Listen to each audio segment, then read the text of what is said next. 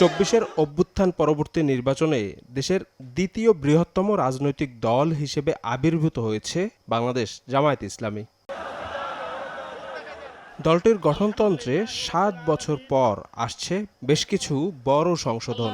এতে নিয়ন্ত্রিত হতে যাচ্ছে দলের আর্থিক খাত। দলের সদস্য না হলেও সুযোগ মিলবে সাংবিধানিক বড় পদে আসীন হবার। দলীয় সূত্র বলছে, বর্তমান আমিরের অর্ধযুগের নেতৃত্বে এবারই প্রথম গঠনতন্ত্রে ছোট বড় মিলিয়ে প্রায় ১৪টি সংশোধনের সিদ্ধান্ত নিতে যাচ্ছে জামায়াত। দলটির গঠনতন্ত্রের ৬ষ্ঠ অধ্যায়ের ৬৮ নম্বর ধারায় নতুন উপধারা যুক্ত হয়ে নির্ধারিত হতে যাচ্ছে জেলা ও মহানগর আমিরদের অর্থ ব্যয়ের সীমা। এছাড়া একই অধ্যায়ে আরও পরিষ্কার করে বর্ণনা করা হবে দলটির আয়ের উৎস সম্পর্কে যাবতীয় তথ্য।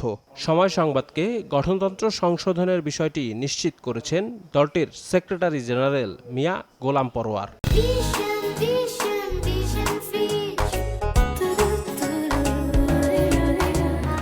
গত মজলিসের শুরা হয়ে গেল, ২৩তম সংশোধনীর প্রস্তাব শুরাতে এনেছি। কিছু অংশে আমরা সংশোধনী চূড়ান্ত করেছি। আমাদের একটা সংবিধান সংশোধন কমিটি আছে, সেই কমিটিতে প্রস্তাব নিতে হয়, সেটা যেতে হয় নির্বাহী পরিষদে। এই প্রসেস করে আমরা সবার কাছে পৌঁছেছি এবং অ্যাকর্ডিংলি ২৬ তারিখে এটা আলোচনা এসছে। শুধু আর্থিক খাত নয়, গঠনতন্ত্রের ৩য় অধ্যায়ে নতুন উপধারা যুক্ত করে কেন্দ্রীয় সংগঠনের অধীনে সৃষ্টি করা হবে উপদেষ্টা পরিষদ।